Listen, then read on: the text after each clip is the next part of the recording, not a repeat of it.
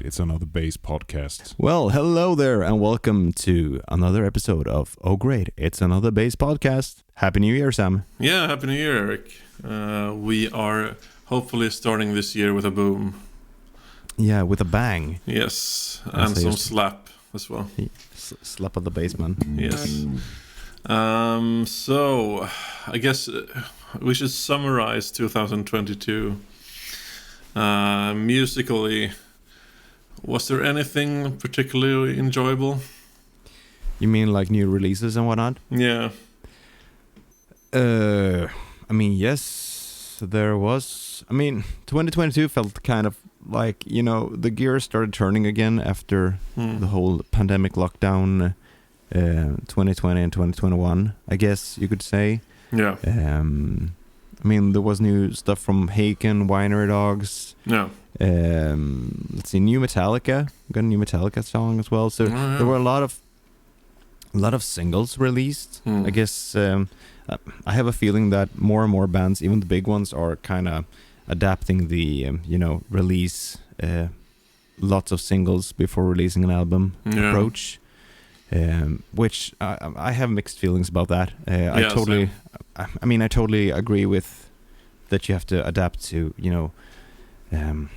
the way things are working, the way people are listening to music these days. But it's kind of sad in a way.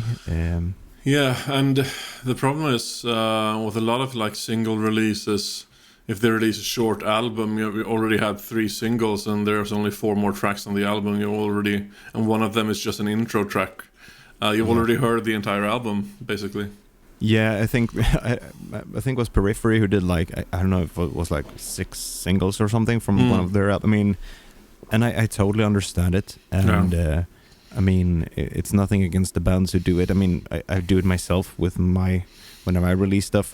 We try to release as many videos and stuff as possible, but I mean the cult of the album, full-length album, is I wouldn't say it's dying, but it's changing, and it's hard to I think it's hard to motivate for a band to justify, I should say. It's hard to justify releasing just an album. I think you need to like put things out there in that way.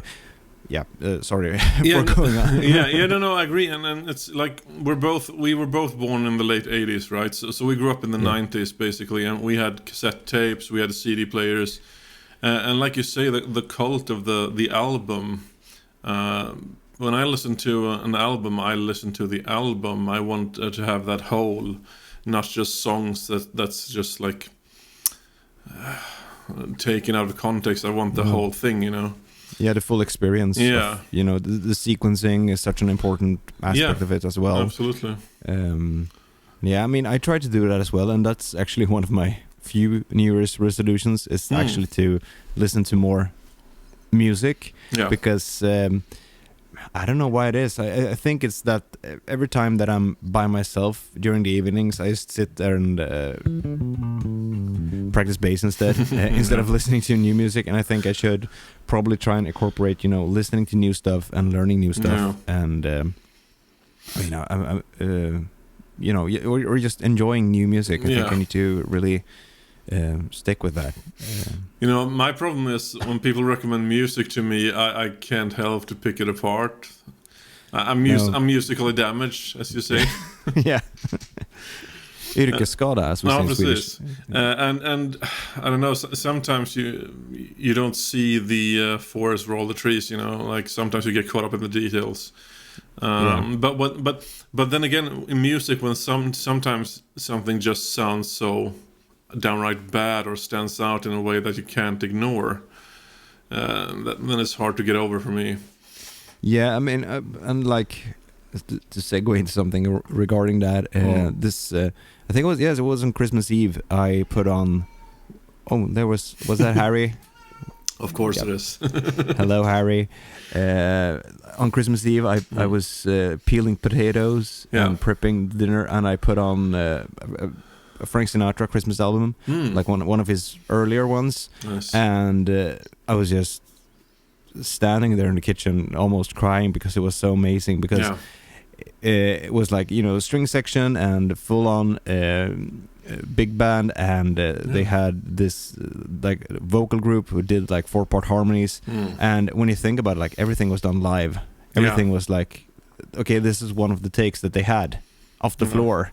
There was no like, okay, let's do the vocals now, let's do that. It was everything was done there and then, and it kind of dawned on me why I think modern music, if you will, I sound like a boomer now, but why so many aspects of it are not like appealing to me, because it's I mean it's boring. It's like with AI art. It's amazing and it's cool, but that human element, that the beauty of failure or imperfection, if you will. Yeah, and I think that's also something like Sinatra is probably the most universally loved. I don't think there's a single person that doesn't like or enjoys Frank Sinatra's music.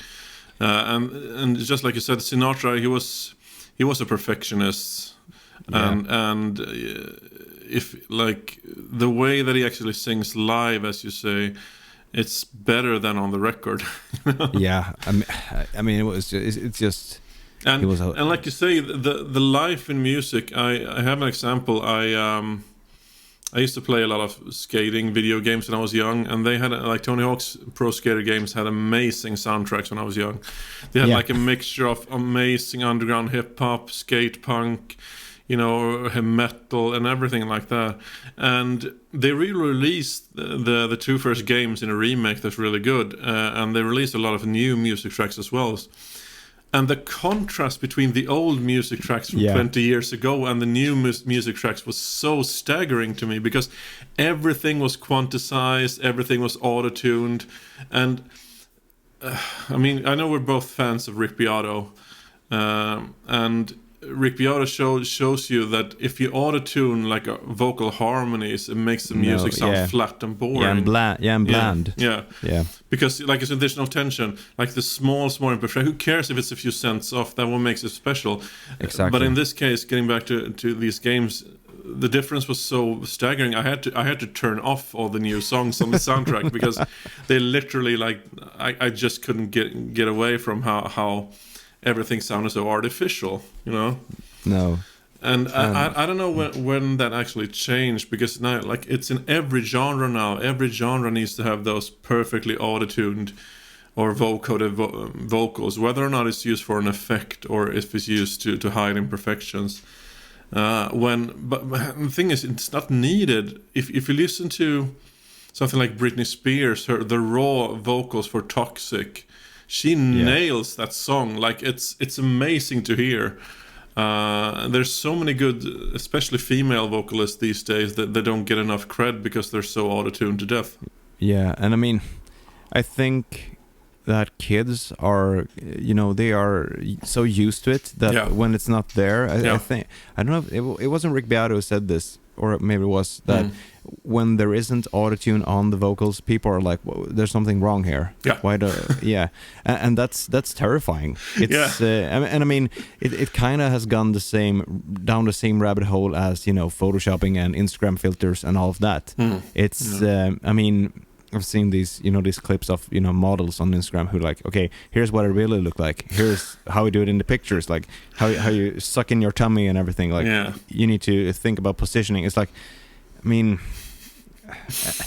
and that's like the sign of the times, I guess. The fact that, I mean, people can't stand imperfection in a way, because it reminds them of our humanity or something. And I'm gonna stay being an advocate for humanity this year.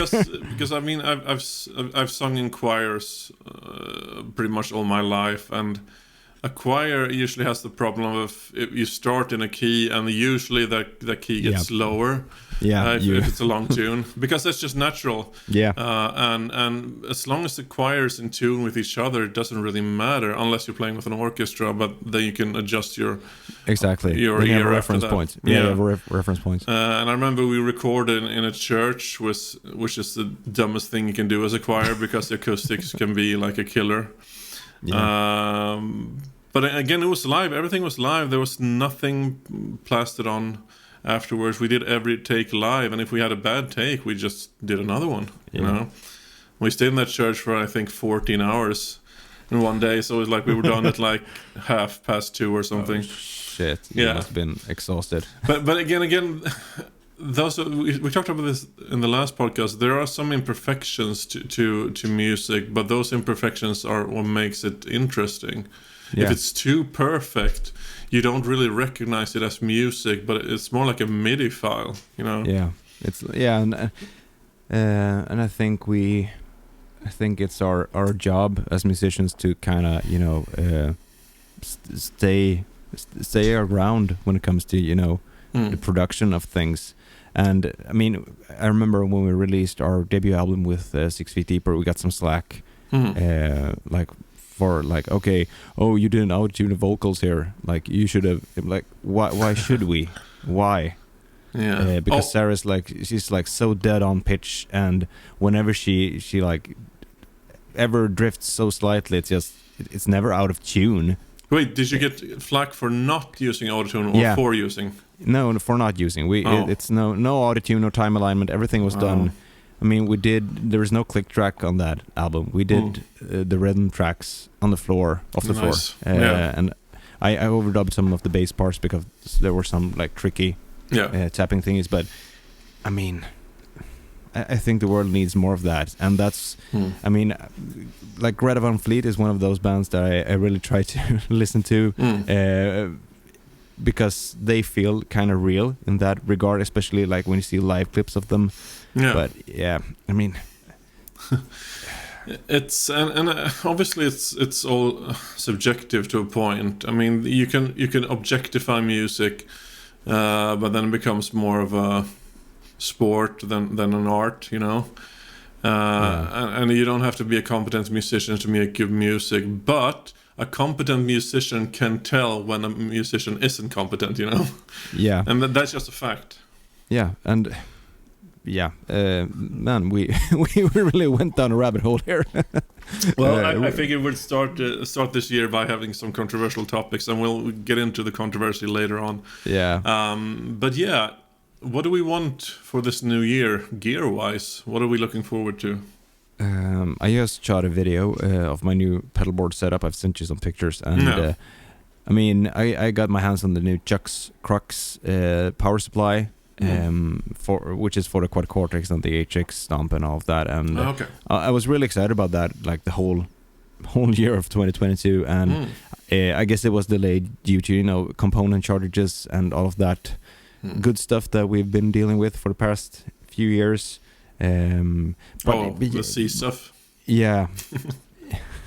Yeah, exactly. Yeah. However, I mean, I don't know. There's nothing that I'm like, I can't wait for this new piece of gear. And it's kind of sad to see NAMM not being in January anymore. Yeah.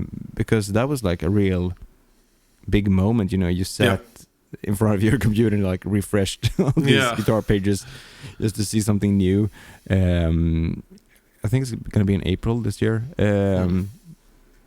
I mean, there's not much that I'm, that I know of that I'm excited about. If I put it that way, there is probably stuff that I will get excited about once it's out there. Yeah. I know Darklaser is finally trying to release the foot pedal. The Bluetooth. I guess they had component shortages there as well. But yeah, like you say, it's maybe it's too early to tell. But I guess this is going to be a segue into a next topic. Because we discussed this a lot in the Swedish basis forums, that there's so much people are really unwilling to think in new ways and have new ideas, right? Yeah. And I know this is the most controversial topic, and I know people won't like it, but it is a topic nonetheless. And I mean, here's the thing. I love the classic Fender P and J basses. They are legendary, and they sound great for most of everything. But that doesn't mean you can't do new stuff in music. But some people seem so resistant to change. Yeah, and I think it ties in with one of the other subjects that you had written down. The that you can't. If you're an accomplished player, you're frowned upon within certain genres. Yes. And I guess it has to do with like the spirit of rock and roll and the way that people picture. And it kind of goes back to the way that kids these days want to hear vocals being processed. That it's kind of what you expect. People expect, like when you hear a heavy metal tune, that the bass player is playing either a Fender or a Spectre, or something that you've seen before. If you see a Dingwall, you're like, okay, there is something. I don't know about them fan frets. And I mean, which brand is it that has the oval bridges? It's that brand. Which brand is it? Oh God, Lakeland. Lakeland, yeah. Like every time someone posts a picture, I mean, and that's a joke, of course, in Swedish bass community. But every time someone posts a pic of a Lakeland bass, the Lakeland bass, like, oh yeah, but I don't know about that bridge. Yeah. But it's very interesting, and I guess these topics will flow into each other. So let's just go for it. I mean, take a band like Slipknot, for example. Yeah. If you look up the word brutal in the dictionary, you'll find a picture of Slipknot. I mean, I think everyone can agree that their music is very like primitive, brutal, raw, But the fact is, the guitar players are both highly trained jazz musicians. And I mean, knowing stuff doesn't make you. I mean, we like we discussed in the previous episode that knowing your shit doesn't make you less. Doesn't reduce the feel that you have in your playing. It just gives you a broader palette. Yes. I know of a guitar player who refuses to learn any theory because he thinks that it would. I mean, it's true, and he claims that it would stain his rawness. That's so interesting. Because there's an equivalent in the gaming world called being a scrub. It's a term that's been like misinterpreted a lot because people just use it as a common derogative for someone who's bad at the game. And I think of Oh, sorry. There we go.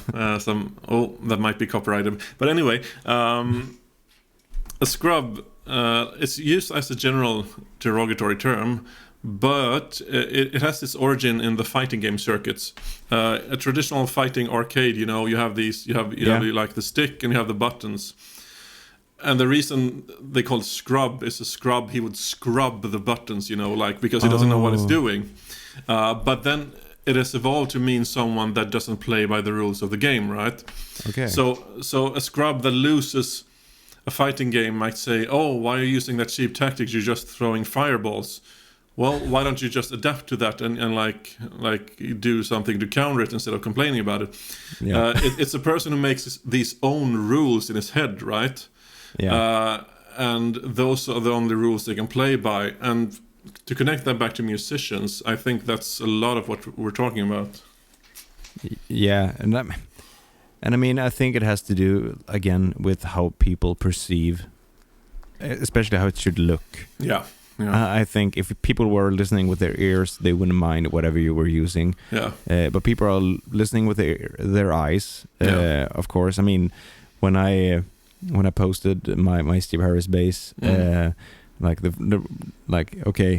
one comment I got was, okay, you need to lower your strap if you want to be properly Harris. I tried that and I hurt my hand. So no, I'm not gonna do that. It's true. I mean, I've been using the same strap height for like 6 years now. It's my straps are bolted to the bass and are sewn in place. I mean, they can't move. Nice. So it's like, why did I even do that? It was stupid of me. Anyways, I mean, like I said, people listen with their eyes. And that's why whenever you show up with something different than the expected bass, people are going like, oh, I don't know about that. It's like when you show up with a 5-string to the wrong gig, or or a P bass to the wrong gig. And I've received those comments because I generally haven't played Fenders in my career, and I've received that comment almost at every gig. It's like, oh, great bass playing, really great music. Well, why don't you get a proper bass?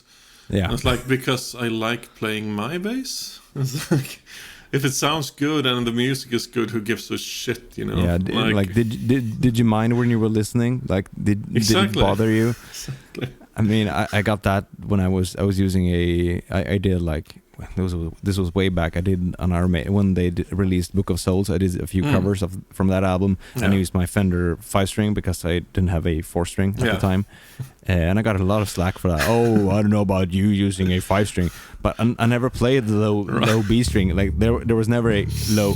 Right. But people are like, oh, I don't know about that. Like, did you mind? Yeah, and it's so weird because Steve Harris has actually used, again we're getting into Harris, classic. Yeah.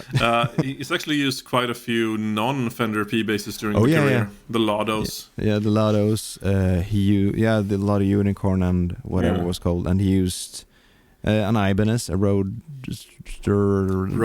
Yeah. A Roadstar. Yeah, he used that on like Run Trails and Trooper and stuff like that. So I mean.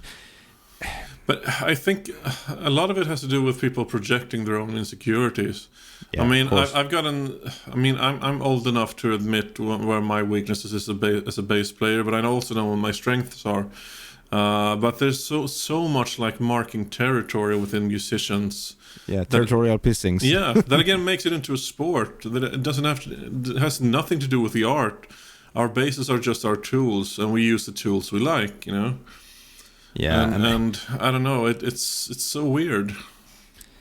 And I mean, people are always, you know, they are projecting their own insecurities, and like it's like when people are saying like, "Oh, it doesn't groove."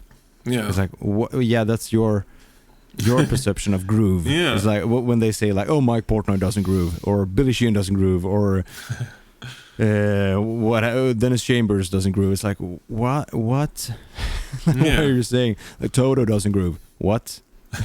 I mean, it has to do with their own insecurities and them not being able to, you know, it has to do with their comprehension of things. Yeah. And again, being proficient at your instrument should never be regarded as a negative in my book. No. But it sometimes just is, you know.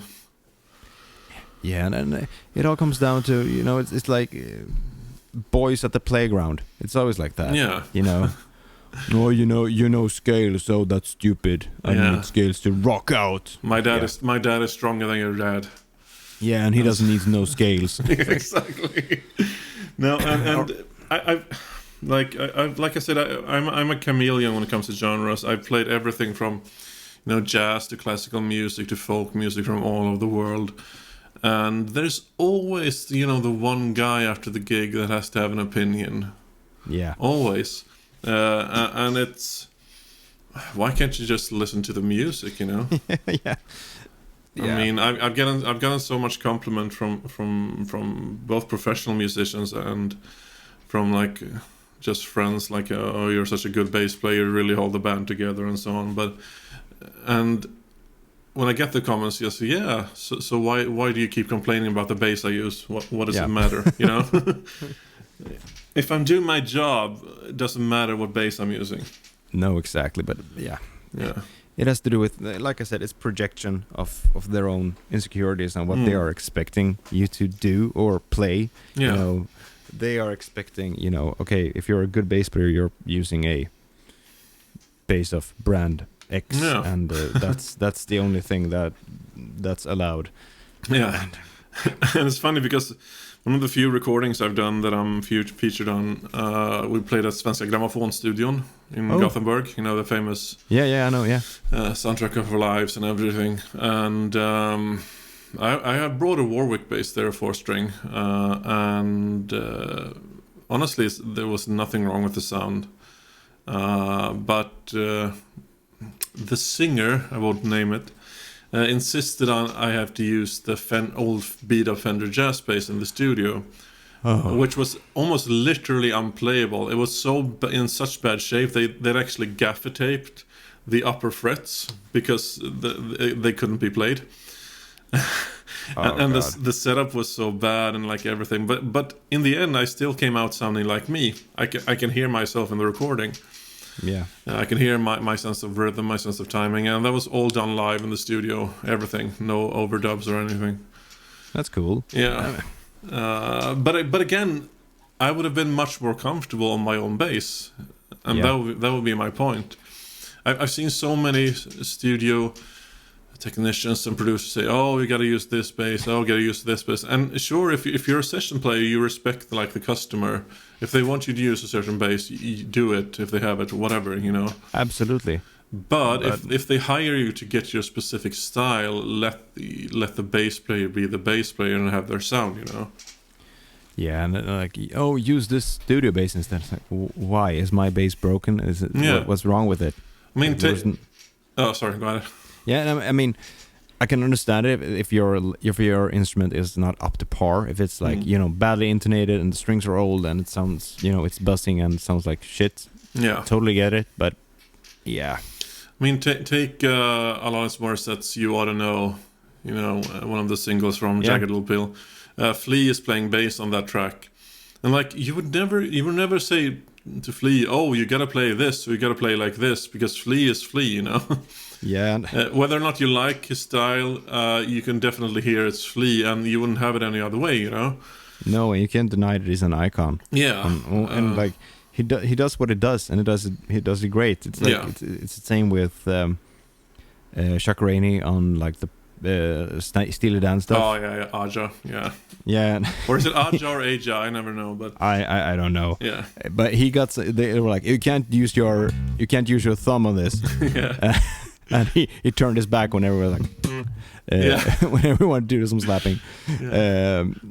Yeah, it's interesting. And then we have musicians like Paul Simon who wanted Bakithi Kumalo to play like his signature way on Graceland, and it's so interesting that like some musicians really bring up other musicians because they realize the importance of that individual stamp, you know. Yeah, I mean, I did a session, I think it was 2 years ago or something, like over the internet, just sending wave files and everything, and I didn't get paid. I was just asked to play some bass, and I was like, yeah, of course, sure, and I did a full take of the song and everything, and sent. I was like, okay, here we go. What do you think? Oh, it's too busy. Like you want to meet. You never gave me any directions whatsoever. Yeah. Just like, oh, you do you. Okay, of course, I'm gonna do. Gonna do whatever, like whatever I feel like the song needs. Yeah. Yeah, you need to. Can you play less? Like, oh, okay, of course I can play less, but you asked me to do what I felt like. But okay, so I just ended up doing like really boring, or not boring, but sticking, staying way more in my fold. Yeah, close to. Right. Yeah, not that bad, but it was like, why did you even ask me to play on this if you didn't want me to do what I would do? But yeah. And that's so weird because even in the jazz world, my second year of community college, I studied with an ensemble teacher who literally didn't let us play like us. I remember we wanted to do like a variance or like something.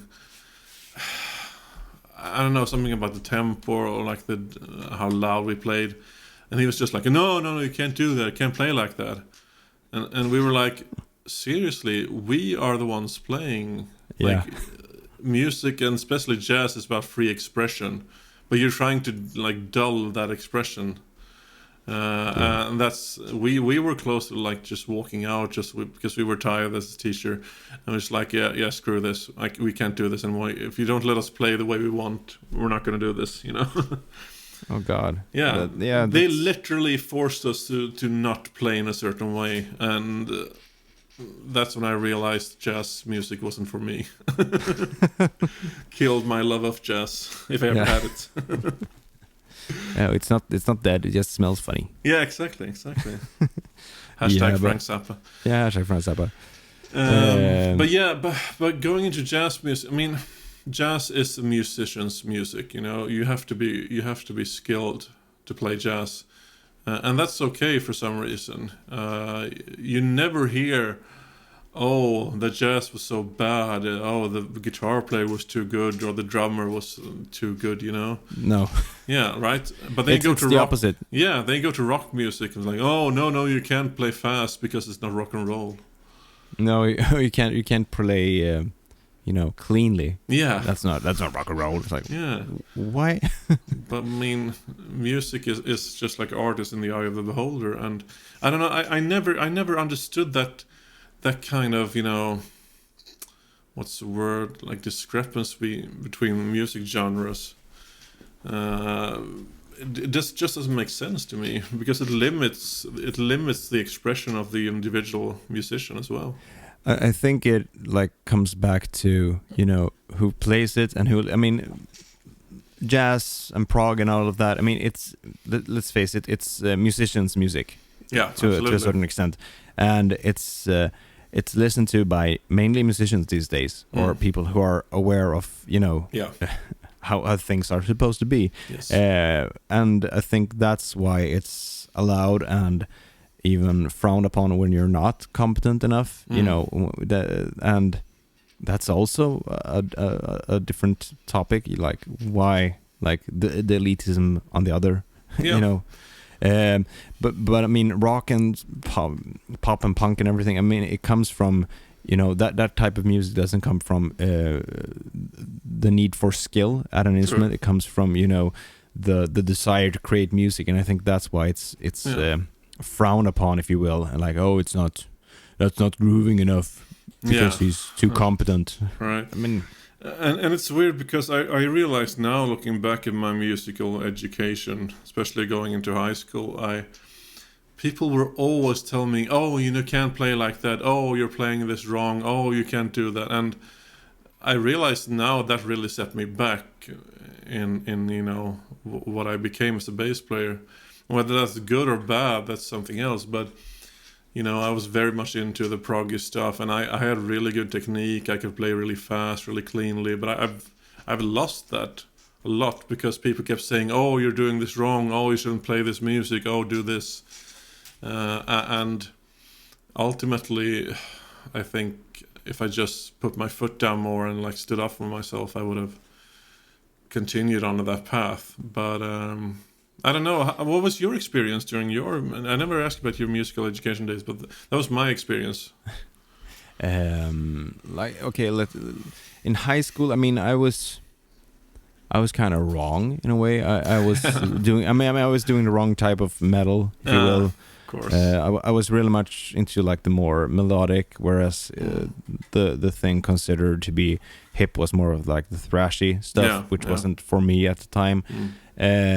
So I was never one of the cool kids in my class when it came to that. And I mean, I've always been one who I always tried to hone my technique more and more and like play faster and cleaner and everything. So there was never anything about that like against that, I think.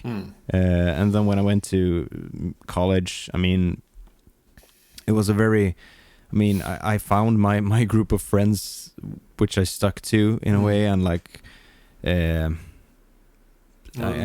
never quite experienced that, oh, you shouldn't practice. I mean, there were people who didn't practice, and there were those who practiced, and that's like the main difference, I guess. I mean, I've grown to love practicing and just sitting and trying to improve myself. Because I mean, I guess it's part of like who I consider myself being as a player. Yeah. Someone who tries to improve himself. Yeah, and I should do more practicing and playing, but it's like playing with a plectrum or a pick for me. I've spent my entire bass career trying to play with a pick. I've tried so many different picks, thicknesses, lengths, sizes, no pun intended, and having my bass in a position, putting it lower, putting it higher up, playing, with a classical bass on your knee technique, playing with a rock and roll down below your knees, everything. Like keeping a straight wrist, keeping a bent wrist, everything. It just, no pun intended, doesn't click for me.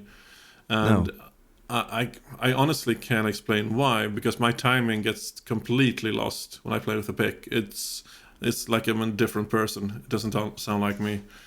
And I envy people who can play with a pick, because to me it's like rocket science. I can't do it, you know. No, and I mean,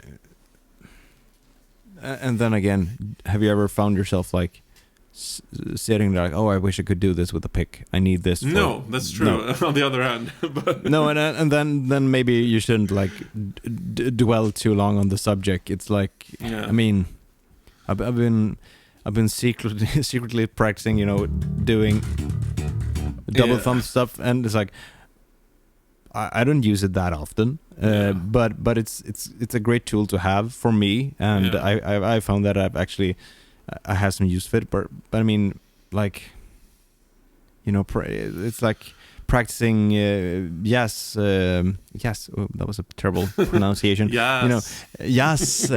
You know, I mean, I have episodes where I practice, you know, 2-5-1 progressions and, you know, doing walking bass lines, and it's like, okay, it's fun to practice, but I never use this in my, you know, in the type of playing that people want me to do. I'm not saying that it's bad to learn stuff, because everything comes down to, you know, you grow as a player, but it's like, do I need this for the things that I get asked to do? Right. Well, I mean, and then it kind of turns philosophical in a way. It's like, oh yeah, but everything improves you. Yeah. Everything is added to your bag of tricks, of course, and you know, practicing walking bass lines expands your understanding of harmony, which always, you know, is a good thing. But and that's the weird part for me, because I did all that practicing. I sat all those hours, all these evenings in community college, and just like practice scales and everything, and like 2-5-1s and like all those things, you know, tritone substitutes, and but it's just never clicked in my head, like soloing, especially soloing, jazz soloing.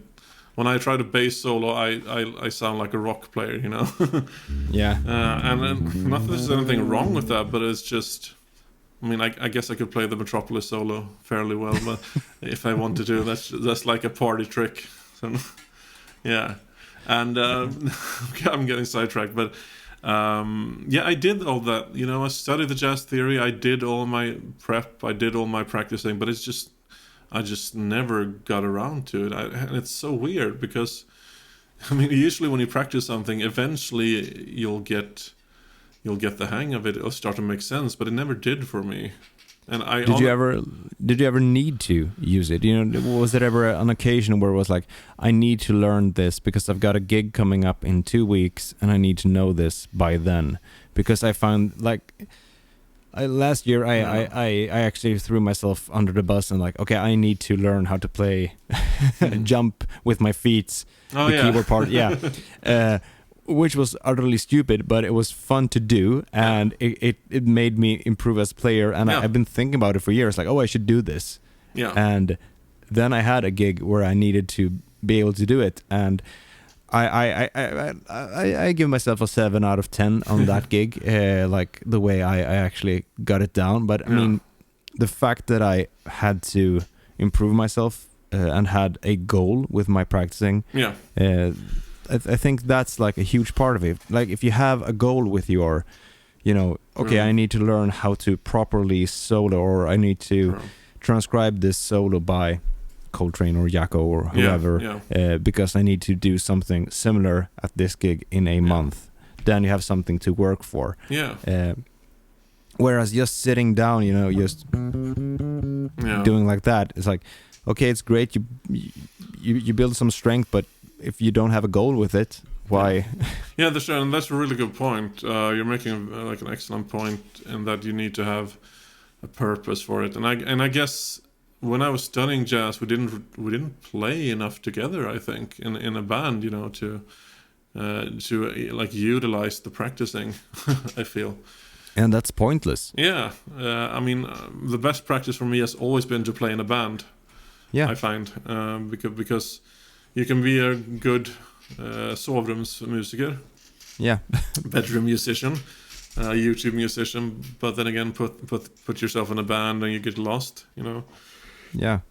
And I don't know, it's a weird thing. And getting back to what we're talking about, about elitism and people's unwillingness for change. There are certain ideas within music education that you're just supposed to accept, right? You're supposed to get. And I'm not talking about theory, because theory is basically, mathematics. Yeah. Mathematics is absolute. That's one thing that's absolute in this world, But there are certain opinions in music that you're just supposed to get along with, like, oh, Jimi Hendrix is the king of all rock guitar players, or yeah. But I've honestly, I've said this before, I've never understood the beauty of Hendrix's music. Honestly, I think he was an okay guitar player at best. He was a good storyteller, but I'm listening to his concert from Gröna Lund, late 60s, and it's just so bad. I mean, it has to do, like, you can't, I think, with players like Hendrix and Jimmy Page, all of these guys, you can't take them out of the context in which they first appeared and what they did to music when they came. I mean, I've had a really hard time with Led Zeppelin over the years. Appreciating Jimmy Page. Yeah. As an acoustic player, I love his like touch and everything he does. But as an electric player, I simply, it's not for me. It doesn't resonate with me because it sounds sloppy to me. Because I grew up with the stuff that came after him. With the more precise players. But I mean, if you were to remove Jimi Hendrix from the equation of history, it would turn out totally different, because he did stuff. Absolutely. And I mean, nothing is created in a vacuum. There is always someone who does something similar somewhere else. It's like with the tapping thing, like, when everyone's Eddie Van Halen was the first one. Well, if you look back, you can find that Italian guy who did it on the ukulele, and you can find that. So there's a black gospel singer from the 60s who did it as well. Yeah, and there is on the Return of the Giant Hogweed by Genesis. There is some tapping as well. Yeah, I love that song. So I mean, nothing is new underneath the stars and sun and everything, but. What matters is when it happens and who does it to whom. If you get what I'm saying. It's like with Woodstock. The fact that it happened and the things that happened there made an impact on history. And it's like, and just to segue that, or just take another example, it's like with D-Day in Normandy. Like, that wasn't the reason why the Second World War ended, and why we have to put into consideration the sacrifices that the Soviet armies did and everything. But without the D-Day, like, there is such an importance to what happened there historically, that, I mean, and that's why players like Hendrix and whatnot matter so much. And I absolutely agree. I can still appreciate their importance for the history of music. That's the other point. That doesn't mean I appreciate their art form. No. I mean, I fully understand, and I can appreciate the importance of Jaco Pastorius for the bass playing world and what he meant for the music. But his music is uninteresting to me. Yeah, and the British precision tone. Oh yeah. That you love. Yeah, the farty. Yeah, the farting tone, as I like to call it. No, but obviously he was a visionary, and he played bass in a way that's so unique, and it absolutely evolved how we look at bass players. But his music isn't something I enjoy, because it's too jazzy for me, at times. And it doesn't. Yeah, and it doesn't resonate with you. Yeah, and that's perfectly fine, I guess. But people mix that up with. But again, I can still appreciate what he meant for music without liking his actual music. Yeah. And it's the same for me with I was a huge Metallica fan when I was younger, and I never understood why everyone was always talking about Cliff Burton when Jason Newsted, in my opinion, had a way more prominent role in the band. Except and Justice for All, but yeah, it was very prominent on that album. Yeah. No, but like, and it's funny because he used a 6-string on the Black Album. Not a lot of people know this. Yeah, the intro to My Friend of Misery. Yeah, it sounds like it's guitar, but it's actually a 12-string. It's a 6-string, double-stringed bass he's using. Yeah, so Wherever I May Roam, maybe. Oh yeah, maybe it was. Yeah, My Friend of Misery is just plain. Yeah,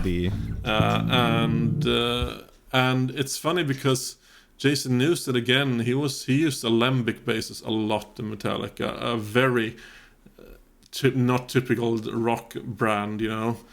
No. Even though Jack Cassidy and everyone like started up once upon a time, but and he like personally he was kind of a nerd, you know. and still he played in one of the biggest metal bands of all time, Metallica. And like especially when you hear them live from those days, and when you can hear his bass playing, it's just so solid. He never misses a beat. He drives the music forward, you know. And in contrast to Cliff Burton again, he was more like just doubling the guitars. You know. And again, I mean Cliff, I totally respect the importance of his, you know, the things that he did. Yeah. But he is one of those players that have never resonated with me personally. And I mean that's okay, and I think that's something that, again, it comes down to the things that we talked about earlier about, you know, we can't use that type of bass. Yeah. Because it's all down to taste. Yes. It's like with food again. Yeah, absolutely. To segue this into something different, because I wrote to you yesterday when we were talking about like themes and Imposter Syndrome, because regarding, I mean, I guess it kind of ties in with, you know, knowing your stuff and what we were talking about for half an hour. yeah, totally. Because I suffer quite a bit from that, actually, and it kind of goes in circles. Like sometimes I recognize like that it's actually a bit good because it makes me want to improve. However, sometimes it's just, you know, bad mental health, red flag aspect of it. And for me, it's for me the problem is I rarely recognize myself when I do something good. I just have a very negative mindset in general. So I tend to over exaggerate my flaws as a bass player rather than, you know, pushing for my strengths. And I guess that is literally what Imposter Syndrome is. Yeah, you know? And like I don't deserve this gig, or like someone else is gonna. And I don't know. It's a weird thing, and like the whole mental health aspect of it as well. Like it's a slippery slope, really, because you can really go downhill. Yeah. Once you go into that, like and. I when I moved to Stockholm back in 2007, I think it was, or 8. It was when my brother started high school. He went to Södra Latin, and they have this amazing teacher there, Robert Sundin. He's the guy who Henrik Linder was one of his students. Like he's had so many. There are so many great bass players who have been his students, so to speak. So I took a few lessons from him, and like the first lesson I took was maybe in like 19 or 20 at the time, and I got so much slack. Not like he never like he wasn't mean to me. There was no like mean aspect of it. But he really pointed out my flaws, like everything, like about timing, about, you know, hand placement, everything. Like, and I thought I had my shit together, but obviously I didn't. And I recall him like saying, after like giving me like this whole list of things that I need to work upon, he was like, "Oh, hope I didn't make you sad now. Like, no, it's just, and I was like, oh no, it's just it's a bit to take in. Yeah, I'm gonna go like Ingmar Stenmark. It's just break down and come back again. Right. And those words have stuck with me ever since. Bryt ihop och kom igen. And I mean, it's actually a pretty good mindset to have once at least for me, when I find myself going down those darker places of my myself, just knowing, okay, just break down and get on with it. Especially if said it with a strong Dalecarlian accent. Yeah, he said it with a norrländsk accent. Ja, det är bara bryt ihop och kom igen. Ja då. Jag säger som Stenmark, det är bara bryt ihop och kom igen. And I mean that kind, I mean that's also slippery slope, like the macho, you know. Oh, just but it also kind of works. Just, you know, okay, shake it off. Does it help that I'm sitting here feeling sorry for myself? No. Have you read What Does This Button Do by Bruce Dickinson? No, but I've heard excerpts from it. Yeah, because he has a few moments of those, like feeling. I was sitting there feeling sorry for myself, and like, okay, get on with it. Just shake it off and do something. And he's a licensed airline pilot too. So yeah, and I mean, and he failed maths and physics O level and everything in school. He didn't believe himself to be able to do that, but he picked himself up. And I mean, and I think, at least for me, whenever I find myself with imposter syndrome and like, okay, I don't deserve this, or I suck, I shouldn't even try to do this. Okay, what is it about myself that I'm currently, you know, what makes me go up my own bumhole about this? Yeah. What's the problem? Am I hungry? Yeah, that's usually right. like the that's first. Usually, yeah. But it's interesting because, again, getting back to what I said earlier, I don't want to blame it too much on external factors. But one factor for me is the fact that I always was told everything was wrong I did, you know, in music education. But also, when I did something wrong, people around me were always so harsh to me. Oh, why did you do that shit? Or why did you do that? Yeah. And that made me, I think, scared to make mistakes. And luckily, the older I get, I stop caring because I'm just myself now. But you know, in those formative years for me, I realized now I should have stood up for myself much better. And I wanted some like constructive criticism instead of saying, "Oh, you just fuck up all the time." Language, pardon. You can make it constructive. It's like, "Oh, can you try this? Or could you try doing like this? Or changing like that?" But that was never like that for me. At least this is my personal experience. Nobody can take it away from me. I just got like, you know, basically a slap in the face, proverbially. Yeah. And like, and I mean, I've dealt with that quite a bit as well. Not in my education, but in my playing, like especially up in Dalecarlia, like growing up. Like, oh, you should know this. How? Right. How am I supposed to know this? Yeah. And that all comes down to the way that, I mean, people have a certain perception of how music should be and what you should know when you're at a certain level. True. And I mean, it all comes down to people's lack of being able to understand how other people work. And I mean, I've thought about this. Like, okay, you can always find the culprit behind why you feel a certain way and why you have a certain perception of yourself as a player and why you feel bad, if you will. Like the whole psychoanalysis thing. You can do that. You can find, okay, it was all my mother who said this to me. Like Right. you can always blame someone. Don't get me wrong. You can always find that reason, like because people said this to me.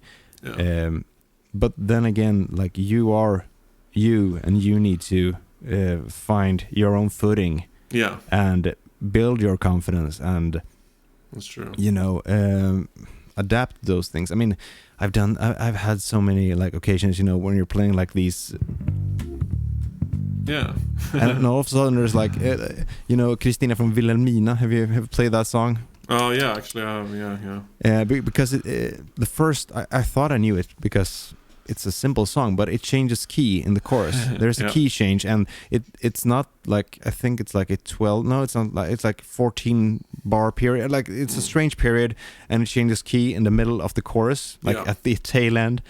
I didn't know that, and I slaughtered that song because someone had called it at a pub gig that me and my brother did. And I felt so bad about, because I was so confident as a player at that time, because I was, who I am today in a way. I was like, what the hell was going on there? Oh, you were really outside in there. Yeah, because I don't know the song. It's like, and I mean, you just have to learn from those. And I guess mistakes. It's so interesting because music education in Sweden is so abstract in so many ways. Like, take the US, for example, that you have set levels in both jazz and classical education, where you have to like, oh, I've reached level 10, I'm done with the school.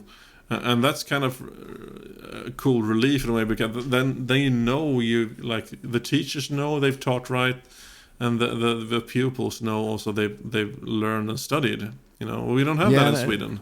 No, and I think in a way we should probably look towards that, because it makes it clear for the students as well what they need to.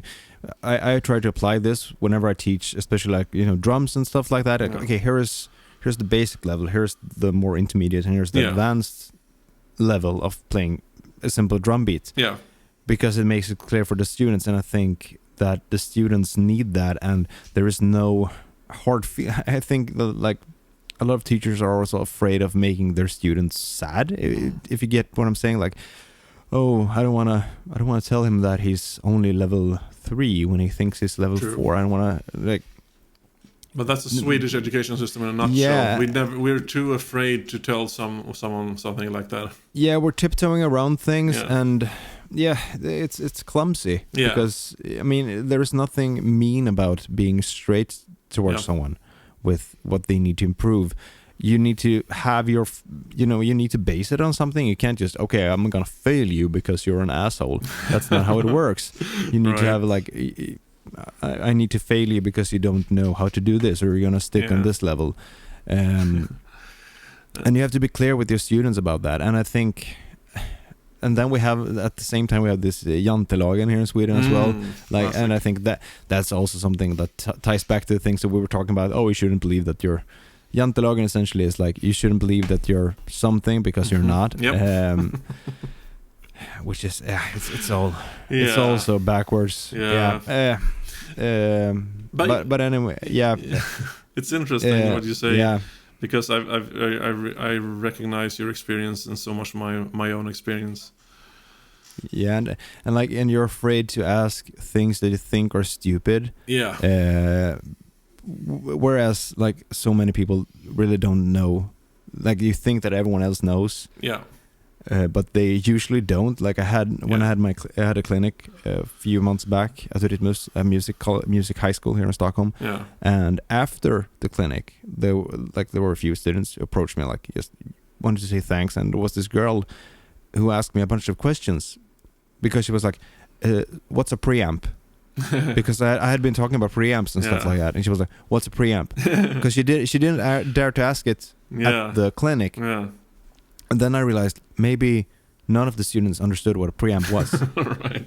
But everyone assumed that, okay, I don't want to raise my hand like, what's a preamp? Because people are going to think I'm stupid. Like, no. And again, that fear of being wrong or being like, being stupid, that's a common human motive, Yeah, and we should promote people asking questions, like being skeptical and like being inquisitive. That's how we learn stuff, Yeah, and not think that you know stuff and think that you're. Yeah, exactly. Because that's the opposite of imposter syndrome. That's called Dunning-Kruger syndrome. Yeah. Hey, let's talk about the Dunning-Kruger syndrome. About players who think they are. Yeah. No. Actually, that is a good point. For those of you who don't know, the Dunning-Kruger syndrome is David Dunning and Justin Kruger, I believe, two American psychologists.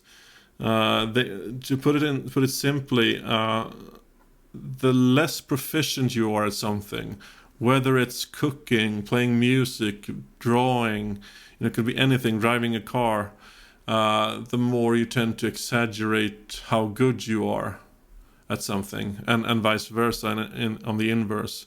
So someone who's really proficient in playing music or in an instrument, they have the meta recognition to know when they're good at their music, and the same thing goes with the other side.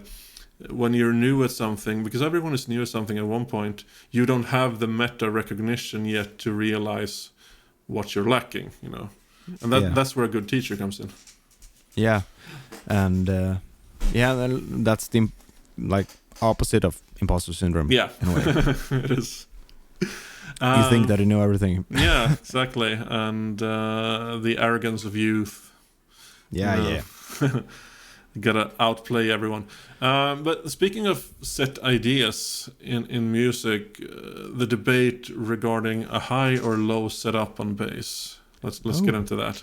That's a hot topic for the new year. Yeah, because everyone's necks are all crooked due to cold weather. Exactly. I mean, I like my strings on the other side of the frets, as Jon Entwistle put it. I was about to quote that, and you stole it. Yes, first steal of the year. Exactly. However, Yannick Wisdala, amazing player. He gradually raised his action quite extensively because, and there is a good point to that, because if you have a somewhat higher string height, you actually get the better sustain, because there is less friction between the frets and the string going on. And I mean, but again, his high setup for Yannick is probably quite low for most people anyway, right? Yeah. And I mean, there is a difference between a high preferred setup and just a badly set up instrument as well. Yeah. You have to keep that in mind, in my humble opinion, because I like high string height. Do you know how to lower it? Yeah, no, exactly. And for me, I used to play when I was younger. I used to play so hard I actually got cramps in my finger and my hand. I played with a claw, the claw, and I just got so many cramps. And it wasn't until I started experimenting with setting up my bass on my own and getting a low setup that I realized how much my dynamics and my playing improved by having a lower setup, because there's no reason to have the instrument work against you, in my opinion. That's my opinion. And I generally you can't get a good tone if you have too low. But just increase the gain on your preamp or amp and play with the softer touch. It's really that simple. Yeah, I mean, a properly set up instrument is that's the perfect tool. Yeah. An instrument is a tool to express music, and if it's badly set up, then it's gonna hinder you, and it's gonna be an obstacle to. I mean, do you know the Buddha rope that Bill Dickens invented? He essentially it's you put something underneath the strings to raise the string height by 10 centimeters, which it makes the bass unplayable, but it builds strength, and. Playing these Steve Harris flat bounds for quite a while now, I mean, they have really built up my left hand strength because they are so much thicker. Yeah. However, I find myself, I mean, that's all. Yeah. I understand what you're getting at. And for me, it's basically, even though I don't drive, it's like having a car where the wheels aren't adjusted. Because if the wheels aren't adjusted properly, you'll get a terrible... the car won't drive as well. You'll have a higher risk of spinning out. There's everything, It just doesn't run as well. And that's the same. You have to maintain your instruments just like you maintain a house or a vehicle, anything. Have you ever done a plec? No, I'm thinking of doing it, but I realized the Sandberg bass I have already has plec done. Okay. On it, and it has really low action, and just the way I like it already. So it's not necessary right now. No, because people have this misconception of that. It's okay, you put your bass in a machine, and the machine does it. No, the machine is a separate tool for a great luthier to use. It's not the machine that does the job. The machine does the measurement. Yes. However, it's the luthier who does the adjustments. I did a video of that last year, or was it the year before that? And I mean, I wish I could afford to do it on all of my bases like once a year or something, because it's an amazing way to have a setup done to your instrument. Yeah, really. And it's interesting because also one of the reasons I like having a low setup is bandrassel. What do you say in English? Yeah, fret noise, I guess. Fret noise, yeah. Fret noise is a part of my sound. I like to have that fret noise when I dig in. I like the growl. Yeah, exactly. And that's so much a part of me that when I play a bass with old strings and high setup, it just doesn't sound like me, you know. No. And that's also the reason I like having a low setup. And I like having as a joke, you know, they said I like to have my strings on the other side of the frets, John Entwistle. Yeah. You can really hear that in his playing, even in the early 60s. Yeah. But also there was a joke on the Warwick bass forums that they made a display image of a bass where they apparently photoshopped or like cleaned up you know, the shine on the frets in post-production on the photo, but they forgot to add it below the string layer, so the frets was actually above the string.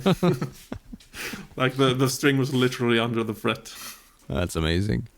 And we laughed about it a lot, and they fixed it, but it was just like one of those goofy errors, you know. It's like everyone was like, "Oh, just how John Entwistle wanted." Finally, and remember, John Entwistle did play a Warwick buzzard at the time. So I was just gonna say there is a connection there. Yeah. But anyway, to cap this off, opinions are like butts. Everyone has one. And we will never come to a conclusion in the topics we discussed today because it's so subjective. But I think these discussions need to be had to be able to progress when it comes to, you know, understanding and acceptance of music, because there's so much infighting going on within different genres and musicians that's just so unnecessary. Like, for a final example, we know like Bruce Dickinson, when he played with the Tribe of Gypsies in the 90s, they took like a Latin rock band and made them play metal. Yeah. And that was so brilliant because you get all like the funky groove associated with Latin, you know, music combined with the heaviness of Bruce Dickinson's music, and that's what made those albums. Like totally. The mix of, you know, just throwing something that shouldn't work technically, but it was magical. You know, those three, especially the last two albums, Bolster Picasso is like, it's good, but it's not as good as Accident of Birth and Chemical Wedding. No, it's it's a bit, you know, it's a bit out there. It's a bit like they're more focused on Accident of Birth. Yeah, it's a bit split. It's like a first venture. Like, okay, what do I want to do? Yeah. But then and sorry for interrupting, but that fusion between different genres should happen so much more, because you get magical results when it happens usually. Totally. Like Alison Krauss and I forget his name, Zeppelin singer. Robert Plant. Yeah, exactly. Racing Sun. Yeah, I don't really like them separately, but together they're magical. You know? Yeah, it's a great. Yeah, totally agree with that. Yeah. So, anyways, Happy New Year, Sam. Happy New Year, Erik. Hey, all you listeners, let us know in the comments if you want us to bring up any subjects, or if you're like, if something that we talk about, if it resonates with you, please let us know. It's always good and fun to read your comments. Yeah, feedback is always appreciated, and we do these podcasts very laid back. We generally have some topics, but it's basically just me and Erik, you know, talking like we're in each other's kitchens drinking beer. You know. And we want to keep it that way, but we still also would like, you know, your comments on it. So just fire up and go ahead. Yeah, leave them down below on YouTube, and you know, feel free to message us on, you know, Facebook and what have you. Yeah. And even if you want to participate in some way. Yeah, totally. We have a few guests lined up. With not too set dates, but we got some guests coming in. Yep. Hopefully soon. But if you are a player and you want to discuss bass, I mean, you don't need to be Jaco or Steve Harris or Geddy Lee to be featured on this podcast. However, gentlemen, if you are interested, please let us know, and we'll be happy to help you out. But yeah, let us know. Yep. And well, until next time, have a good one. Yeah. Bye. Bye.